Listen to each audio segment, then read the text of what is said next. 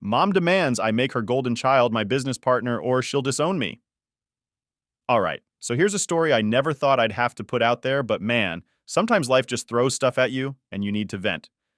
My name's Dave, and I'm 43 now, but this all started when I was a kid. I grew up dirt poor. Not, oh, we can't afford that toy poor. I mean, like, are we going to have enough food to eat this week? Kind of poor. See, my mom, Karen, she had me when she was just 15. My dad bailed the second he found out she was pregnant. Classic. Her parents kicked her out too. They were ashamed, I guess, that their teenage daughter was knocked up, so they just washed their hands of her. That left my mom to fend for herself with a newborn. No family support, no friends who could really help. Just her and me against the world. Growing up like that, I knew I had to work my way out of it. We didn't have much of a choice. My mom did her best, working multiple jobs, but even that wasn't enough. I remember there were days when she'd skip meals just so I could eat. I could see how tired she was, but she kept going. It was like she was running on fumes, but no matter what, she never quit. By the time I was old enough to understand, I knew I had to do something. I didn't want to live like that forever. I wasn't going to be another statistic of poverty or whatever. I wanted more, you know? So as soon as I hit 18, I started working whatever job I could get.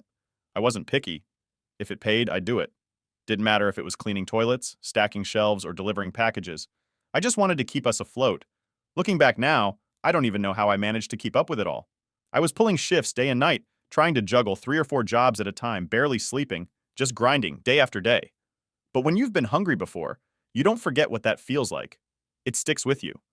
It's like this constant reminder that you can't go back. I was young, though, full of energy, and the fear of going back to where we came from kept me going. So it was during one of these jobs, probably my third one at the time, that I met Tony. He was like the guy you see in movies, the self-made man. He started with nothing but managed to build himself a small empire in construction.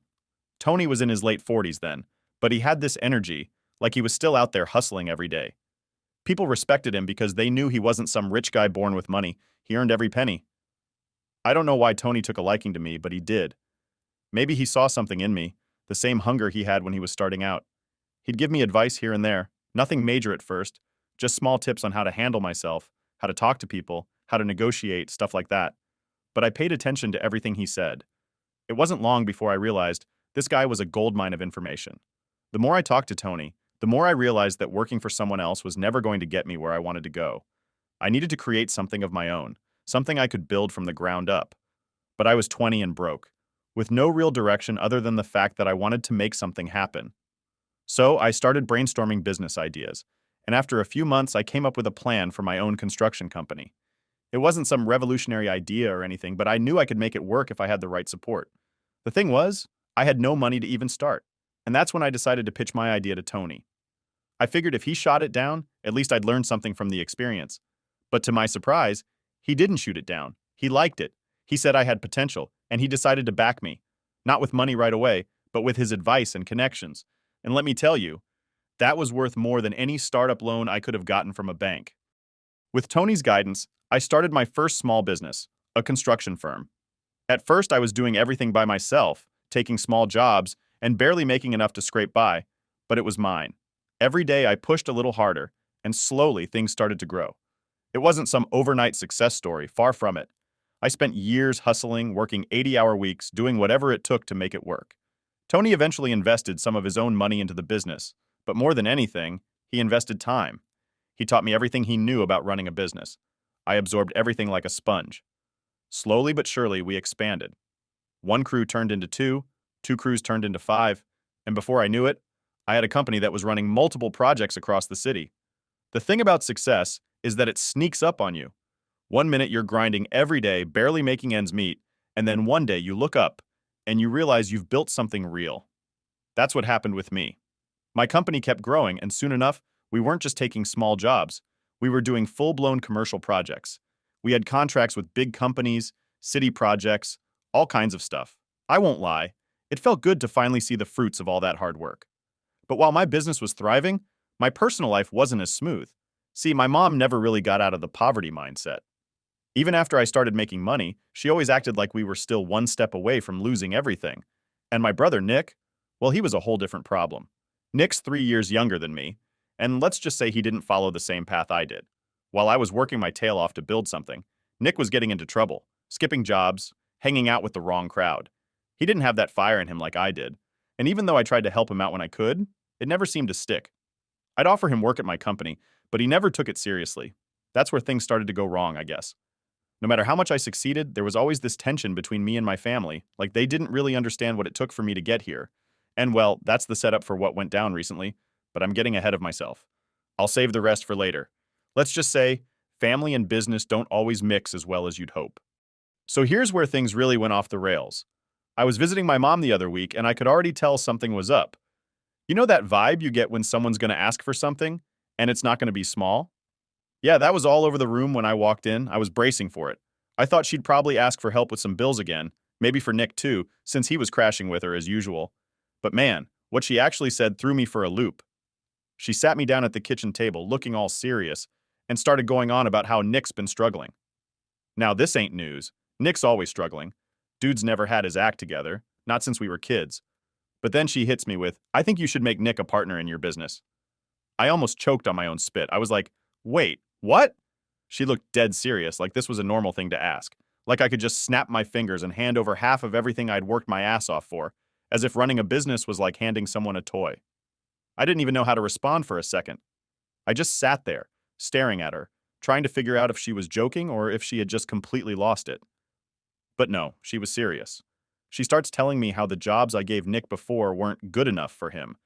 That's why he never stuck around, apparently. She said it was embarrassing for her to see her son, the brother of a successful business owner, working low-level jobs.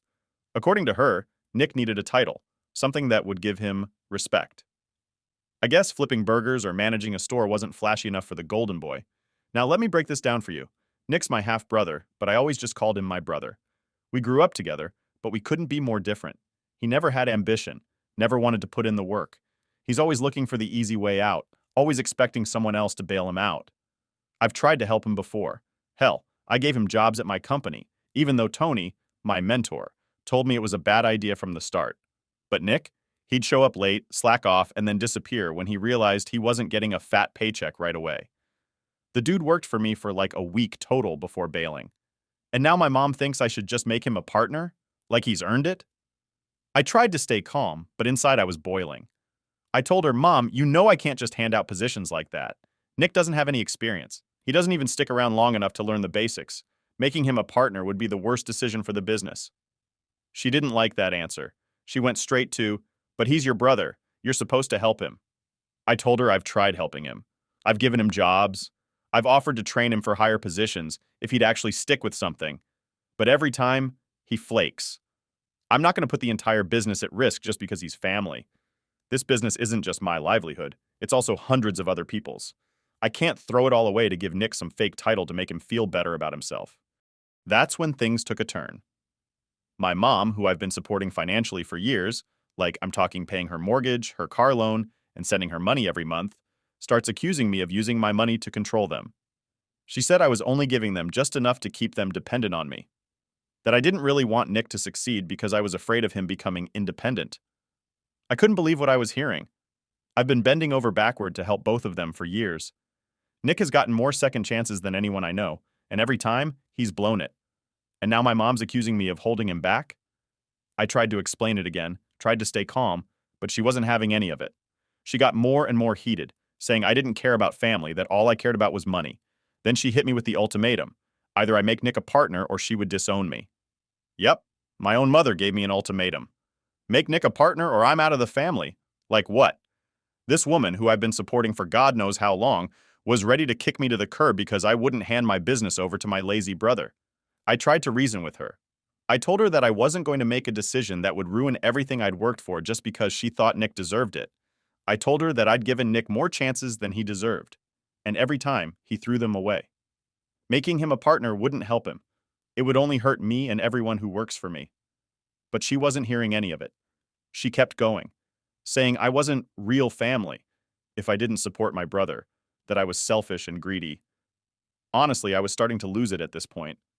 I asked her straight up, are you seriously going to disown me because I won't make Nick a partner? After everything I've done for you? She didn't even hesitate. She said yes. She said I didn't deserve to be part of the family if I couldn't commit to their success. That's when I knew I was done. I told her fine. If she wanted to disown me, I wasn't going to fight it. If my worth to her was based on how much I could give Nick, then I didn't need to be part of that family anymore. I stormed out of the house, fuming with her screaming after me. I didn't look back. Not this time. Now it's been a few days, and I can't stop thinking about it. I keep replaying that conversation in my head, trying to make sense of it. I gave them everything. I worked my ass off to get to where I am today, and instead of being proud, they want more. They want me to risk everything I've built just to make Nick feel better about himself. I don't know, maybe I'm the one who's wrong here. But it feels like I've been nothing but a wallet to them for years, and the second I say no, I'm the bad guy. I guess that's just how family is sometimes. You think you're doing the right thing, and they're over there thinking about what else they can get out of you. I'm still trying to wrap my head around it all, but I guess that's where we're at right now. All right, so after that whole mess with my mom giving me the ultimatum, I was just done. Like, really done. I walked out of there thinking, okay, I guess I'm out of the family now. It sounds harsh, but honestly, what else was I supposed to do? She made her choice, right? Anyway, a few days went by and I was still feeling pissed off about the whole thing. It wasn't even about the money, you know? I've always helped out where I could. It was the principle of it. How she thought she could just bully me into giving Nick something he didn't deserve. Like, does she really think I built this business just to hand it over to my brother who can't even hold down a regular job? I didn't hear from my mom for about a week after that argument. I guess she was waiting for me to come to my senses or something, but that wasn't happening. I wasn't about to just roll over and give in. Not this time. So I decided to make a decision for myself, one that was long overdue. I canceled all the financial support I had set up for her. Yeah, that's right. No more paying her mortgage, no more covering her car payments, and no more sending her that monthly check. I know it sounds cold, but honestly, I felt like it was time for her to figure things out on her own. For years, I had been covering all her major bills, and she acted like it was nothing, like she was entitled to it just because she was my mom. And don't get me wrong, I don't mind helping out family when they're in a tough spot, but this was different. She'd become dependent on me, and I realized that she didn't appreciate any of it. She just expected it. So I canceled everything. I didn't tell her, didn't warn her. I figured she'd find out soon enough when the bills started rolling in. And let me tell you, it didn't take long. About a month later, I come home from work, and guess who's sitting on my doorstep? My mom. At first I thought, great, here we go again. But surprisingly, she didn't start yelling the second she saw me. In fact, she seemed calm? Maybe calm isn't the right word, but she wasn't her usual confrontational self. She just said hi and asked how I was doing, like nothing had happened. I stood there for a second, totally confused. Like, was this some kind of trick? I asked her straight up, "What are you doing here?" She looked at me like I was the crazy one and said, "What do you mean? I'm your mother. I came to see you." But I wasn't falling for it. Not this time. I crossed my arms and told her, "I didn't expect to see you since you know, disowned me and all." She looked taken aback for a second, but then she smiled, like she thought we were playing some kind of game.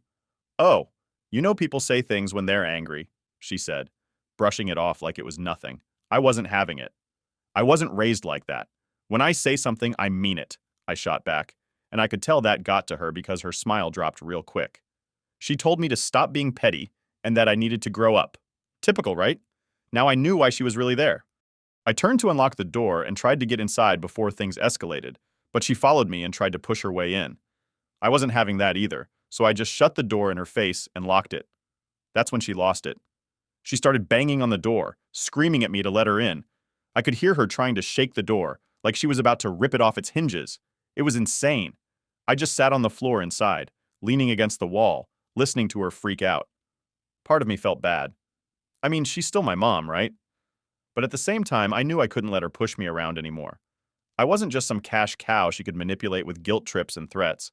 I hoped she'd realize that after I didn't respond to her yelling. Eventually, she stopped banging and lowered her voice. I could barely hear her through the door, but she finally got to the point. "What about the mortgage? What about the car?" There it was. That was what she really cared about. Not me, not our relationship, just the money. I took a deep breath and told her through the door, "Your other son can take care of that now." There was silence after that. I almost thought she had left, but when I looked through the peephole, she was still standing there. I could tell she was thinking hard about what to say next. Finally, she admitted it. "Nick can't pay for any of it. He doesn't have the money." And there it was, the truth. Nick couldn't handle any of the responsibilities she thought he deserved. I knew it, she knew it, but she still expected me to keep bailing them out. I told her that it wasn't my problem anymore. I was done paying for their bad decisions. By this point, I had a pounding headache, so I went upstairs to take some aspirin, hoping she'd be gone by the time I got back. After a while, I came back down, and sure enough, she was gone. I felt a mix of relief and frustration. Relief because I didn't have to deal with the drama anymore, but frustration because I knew this wasn't the end of it. My mom doesn't just give up like that. She's persistent, stubborn even. I knew she'd be back, and probably with more demands. But for now at least, I had a little bit of peace. It's weird though. Even after everything, part of me still feels guilty. I don't know why. I've done more for them than most people would, but somehow, I still feel like the bad guy. It's like no matter how much I give, it's never enough. They always want more. And it's not just about money. It's about control. My mom wants to control me, and she's using Nick to try and do it. But I'm not playing that game anymore. I've got my own life to live, my own business to run, and I can't let them drag me down with their endless problems. I've done my part, more than my part, and now it's time for them to figure things out on their own. I guess we'll see what happens next. Update 1. So, fast forward a bit, and I thought maybe, just maybe, things were starting to calm down. I hadn't heard from my mom in a little while, and for a second, I let myself believe that maybe she had backed off. But of course, that was way too hopeful. One day I'm at work just minding my own business when I get a call from security at my office building. They're telling me that someone's in the parking lot causing a scene. Now, I already had a pretty good idea who it was before they even told me. Sure enough, when I step outside, there they are, my mom and Nick. Now Nick looked rough. Like really rough. The dude's never really taken care of himself, but this was bad. His hair was a mess. His clothes were hanging off him, and he had this wild look in his eyes, like he was desperate. My mom, on the other hand, was looking the same as always, except she was standing there, arms crossed, looking like she was ready for a fight. I didn't say anything at first. I just stood there, waiting for them to start. Nick was the first one to speak, and honestly, I couldn't even take him seriously. He starts off by yelling, "You abandoned us! You left Mom to suffer! How could you do that?" I sighed. I knew where this was going, and I didn't want to engage, but at the same time, I couldn't just stand there and take it. So I told him straight up, "Mom disowned me, remember? This isn't on me. She made her choice." But Nick wasn't hearing any of it. He stepped right up to me, getting in my face, and I could smell the anger and desperation on him. He was so worked up, he actually grabbed my shirt and tried to shake me. Now, I'm not some huge guy, but I take care of myself. Nick? Not so much. So, he didn't really get anywhere with that. Still, I wasn't in the mood to fight. I just wanted him to back off, so I said, "Nick, get out of my way." That's when he sucker punched me. Yeah, you read that right. My own brother swung at me out of nowhere. He caught me off guard and I stumbled back a bit, more out of shock than anything else. But once I realized what had just happened, instinct took over. I hit him back, and let's just say, he didn't stay standing. He hit the ground hard, and that's when my mom jumped in, screaming like I was the one who started it. She rushed over to Nick, holding out her arms like she was protecting him, and then she turned to me with that same glare she used to give me when I was a kid and had done something wrong. "You're a monster," she screamed. "You're supposed to help your family, not attack them." I wiped the blood from my lip and straightened my shirt, trying to stay calm. "He hit me first," I said, but it didn't matter. She wasn't listening. It's like she'd already made up her mind about who the villain was in this whole situation. And surprise, surprise, it was me. I looked down at Nick, who was still sitting there, rubbing his jaw, and I felt this weird mix of anger and pity. Like, part of me wanted to feel bad for him. But at the same time, how many chances was I supposed to give him? How many times was I supposed to let him drag me down before I just said, "Enough"? I took a deep breath and looked at both of them. "I never want to see either of you here again, unless you're coming to apologize. You made your decision. Now you have to live with it." My mom started crying, like really crying, and she begged me to change my mind. But I wasn't having it. I told her I was done, that I wasn't going to be responsible for their bad choices anymore. Nick had made his bed, and now he had to lie in it. "I've spent years trying to help you both," I said, "and all you've done is throw it back in my face. I've paid for your house, your car, everything, and what do I get in return? This? I'm done." I could see it in her eyes that she wasn't expecting this. I don't think she ever thought I'd actually stand my ground. She always figured she could guilt me into caving, but not this time.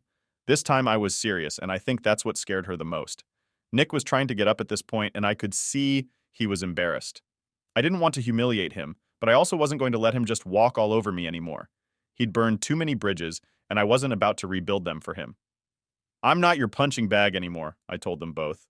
I've worked too hard for what I have to let you destroy it. And with that, I turned and walked back inside the building. I didn't even look back. As I headed up to my office, my phone started buzzing. It was my mom, of course, calling me nonstop, probably to scream at me some more. But I didn't pick up. I didn't want to hear it. I was done. When I finally got to my desk, I sat down and just stared at my phone for a while, watching the missed call notifications pile up. Part of me felt like I should answer, like I should give them one more chance. But then I remembered everything they'd put me through, everything I'd done for them, and how they never appreciated any of it. No, I wasn't going to answer. I blocked their numbers right then and there. It felt strange, like I was cutting off a piece of my life, but at the same time, it was freeing. I wasn't going to be their safety net anymore. They had to figure things out on their own now. Later that night, I got a text from my assistant. She told me that security had escorted my mom and Nick off the property, and they'd been told not to come back. I felt a weird sense of relief, knowing that they couldn't just show up and ambush me like that again. It was over, at least for now. I sat there in my office for a long time after that, just thinking about how things had gotten to this point, about whether I'd made the right decisions, about what would happen next. But mostly, I just thought about how tired I was. Tired of being the responsible one. Tired of being the one who had to fix everything. Tired of being the one they blamed when things didn't go their way. For the first time in a long time, I felt like I could finally breathe. It was over. Update 2. A few weeks passed, and things finally started to feel normal again. I hadn't heard from my mom or Nick since that last encounter, and honestly, I was hoping it would stay that way for a while. I didn't need any more drama, and for the first time in what felt like forever, I could just focus on my business without being dragged into their mess. But of course, life doesn't work like that. One afternoon, I was at home after a long day of meetings, just trying to relax, when there was a knock at the door. At first, I didn't think much of it. I get packages delivered all the time, and maybe it was just that. But when I opened the door, there was Nick. And he didn't look like the guy who had sucker punched me in the parking lot. This version of Nick was different. He was standing there with both his hands raised like he was surrendering. He looked sober for the first time in forever, and there was this weird mix of desperation and sadness on his face. Part of me wanted to slam the door right then and there, but I didn't. Something about the way he was standing there made me pause. I didn't say anything, just stepped aside and let him in. He walked in slowly, looking around like he was afraid something was going to jump out at him. We sat down at the kitchen table, and there was this long, awkward silence before he finally spoke. "I'm not here to fight," he said, almost like he was convincing himself more than me. I raised an eyebrow, waiting for him to continue. I wasn't sure where this was going, but I had a feeling it wasn't going to be what I expected. Nick took a deep breath and started talking. "Mom's going to lose the house," he said quietly. "The foreclosure notice came today." He wasn't looking at me, just staring at his hands. She doesn't know what to do." I leaned back in my chair, feeling that old, familiar frustration building up again. I mean, I knew this was coming. Of course, it was only a matter of time before the bills caught up with her. But still, hearing it was different. Part of me wanted to say, "Not my problem," and send him on his way. But another part of me, the part that remembered all those years growing up in poverty with Mom, couldn't quite shut it down that easily. "What do you expect me to do, Nick?" I asked, trying to keep my voice calm. "I told you both, I'm not bailing you out anymore." Nick looked up at me for the first time since he walked in. "I know," he said, his voice cracking a little. "I know you're done and I don't blame you, but I'm not here to ask for money. I just want help figuring this out. I don't know what to do." That hit me harder than I expected. Nick wasn't here to demand anything, wasn't here to guilt trip me or throw a tantrum like usual. He was here because he was scared, and for once, he was actually asking for advice, not a handout. I sighed and rubbed my temples. "All right," I said finally. "What's the situation with the house?" Nick explained that the foreclosure process had started, and they had maybe a month or two before they'd be evicted. The mortgage payments hadn't been made in months, and there was no way they could come up with the money to stop it. Mom was panicking, obviously, but she wasn't doing anything about it. Just sitting there, hoping it would somehow fix itself. Classic. "I can't stop the foreclosure," I said, leaning forward, "but maybe I can help with finding her somewhere to live once it's over." Nick nodded, and for a second he looked like a weight had been lifted off his shoulders. "That's all I'm asking," he said. "Just help me figure out where she can go. She can't stay with me. I can barely keep a roof over my head." I thought about it for a moment. I'll cover 6 months of rent for a small apartment, I said. Something manageable. After that, you and Mom are on your own. I'm not getting sucked back into this. Nick didn't argue. In fact, he actually seemed relieved. Thank you, he said quietly. That's more than I expected. We sat there in silence for a few minutes, the weight of everything hanging between us. I could feel the tension easing, but it was still there, just under the surface. I didn't know if this was the start of some kind of resolution, or if it was just another chapter in the long, exhausting saga of trying to keep my family from falling apart. But for now, it felt like a step forward. Before Nick left, he looked at me and said something I didn't expect. I know I've screwed up, he said, his voice barely above a whisper. And I know I haven't been the brother you needed. I want to try and fix things. I don't want to end up like Mom. I didn't say anything at first. What was I supposed to say? It wasn't like an apology was going to erase all the years of frustration and resentment. But at the same time, I could see that he meant it. For once, Nick was actually trying. I hope you do, I said finally. But you've got to figure that out on your own. I can't keep fixing everything for you. Nick nodded and left without another word. After he was gone, I sat there for a long time, just thinking. Thinking about how things had gotten so messed up between us, how I'd spent my whole life trying to be the responsible one, while Nick just floated along, never really taking control of his life. And now, here we were, trying to navigate this mess of a family dynamic that had always felt like a ticking time bomb. I don't know if things are ever going to get better with Nick. Maybe this is the first step in the right direction, or maybe it's just more of the same. But at least this time, it feels like I'm finally setting some boundaries, finally taking control of my own life instead of letting them drag me down with theirs. I don't know what's going to happen next. Maybe they'll figure it out, maybe they won't. But for the first time in a long time, I feel like I'm finally doing what's best for me. And that's something. Update 3. All right, here's an update for you guys. After everything that went down with my mom and Nick, I've been trying to distance myself from all the drama. It's been hard because, they're still family, and part of me feels bad about cutting them off. But at the same time, I had to draw a line somewhere. So, fast forward a couple of weeks. Things had been quiet. I was actually starting to think, maybe this time they've finally backed off for good. Boy, was I wrong. One evening, I'm sitting at home after work, just unwinding when I get this text from a random number. Turns out it's my cousin. Now I haven't heard from this guy in years, so I'm thinking, what's going on? He asks if I've heard about Nick. At this point, I just roll my eyes, figuring it's the usual crap. Nick getting into trouble or asking for money. But this time, it's different. My cousin tells me that Nick's been telling everyone in the family that I ruined his life. That I'm the reason he's broke, jobless, and basically failing at everything. Apparently, Nick's been playing the victim, saying I refused to help him when he was at his lowest. And now he's got people in the family feeling sorry for him. Like, are you kidding me? I've spent years trying to help him, giving him opportunities, and every single time he either bailed or messed it up. So now I've got family members texting me, asking why I won't help my poor brother when he needs it most. One aunt even had the nerve to say, "Family comes first, Dave. You should put aside your differences and help him." Like, where were these people when I was working 80-hour weeks building a business from scratch and trying to keep us all afloat? Now they want to chime in? I try to ignore it, but it's eating away at me. I feel like I'm the bad guy again, even though all I've done is say no after years of yes. But here's the kicker. I'm not backing down this time.